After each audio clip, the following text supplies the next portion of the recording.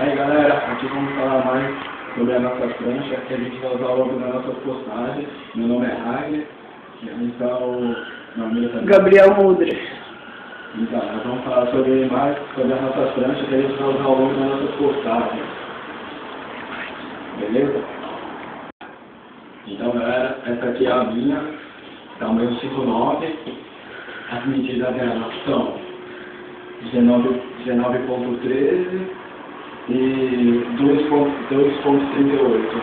A Beta Diamond, as quilhas são SXM3, o shaper dela é o Luiz Black.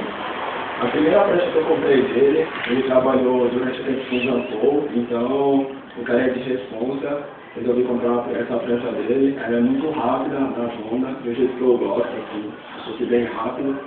E ela é bem curvada aqui perto da cabeça, assim que dá mais projeção, mais estabilidade na zona.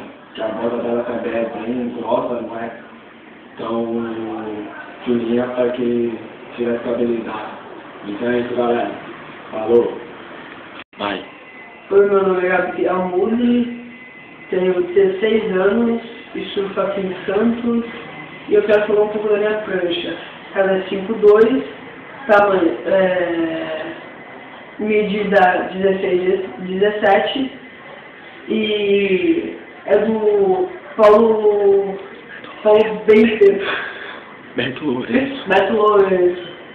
E a rabeta é squash. E é isso aí. E agora mais nossos vídeos.